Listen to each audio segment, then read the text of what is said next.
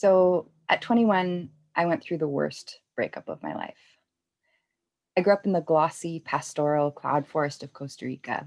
My parents were complicated people, complicated lives, and they were also Pentecostal missionaries. By the time I was a preteen and developing an interest in dance, my parents' parenting philosophy was basically don't bother me unless there's blood.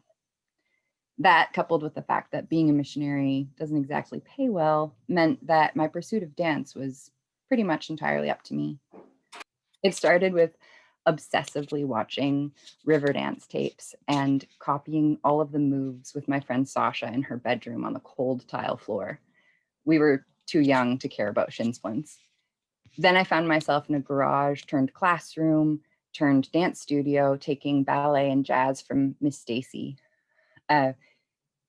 We used the back of chairs for bars, and when the rain came, it made such a racket on the tin roof that it would drown out the music, and tiny little Miss Stacy would scream the counts at the top of her lungs to keep us in time. It wasn't long before Miss Stacy's garage studio felt too small, and I bounced around looking for other studios that I could get to by myself and that weren't too expensive.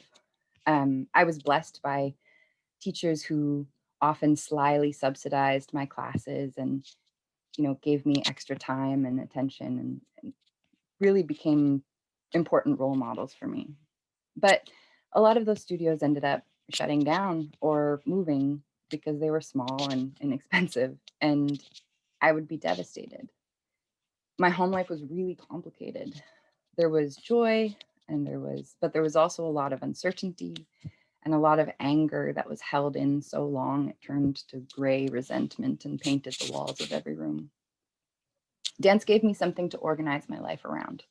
It gave me a good kind of pain, a pain that meant I was getting better at something. It meant something. It gave me a real emotional home. I really found my home when I was accepted to a heavily subsidized pre-professional dance program at the UNA, the National University of Costa Rica.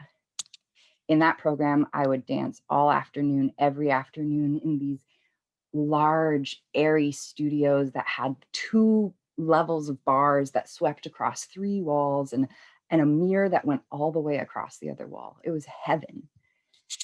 And after a year, and kind of by fluke, since I didn't have a high school diploma, I found myself enrolled in the UNA's Bachelor of Dance program. I would wake up at 6 a.m.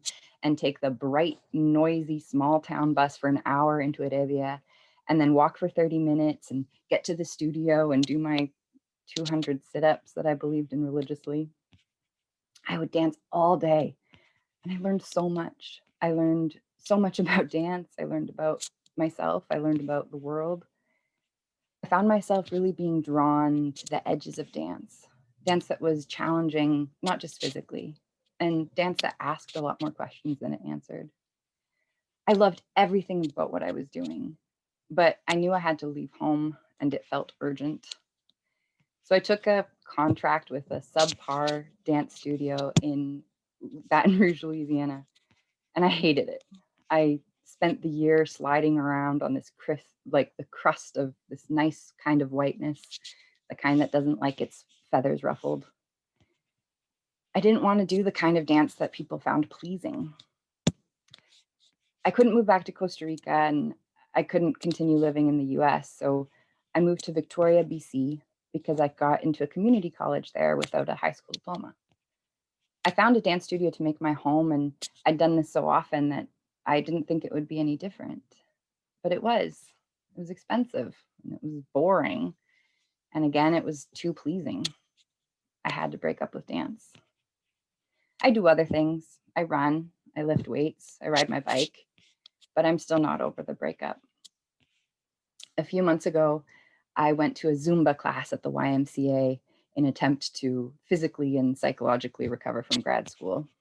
I took my spot in this big drafty gymnasium flanked by the YMCA regulars in their leather orthotic sneakers. I waited for the infectiously enthusiastic instructor to put on the music. The warm-up song was Solita by Prince Royce, and coming through the speakers, it sounded tinny and distorted, but it didn't matter. I cried, and I cried, and I cried. And I did my repetitive aerobic dance moves and I cried. And because this is Canada, everyone graciously pretended it wasn't happening and they let me have my moment of grief.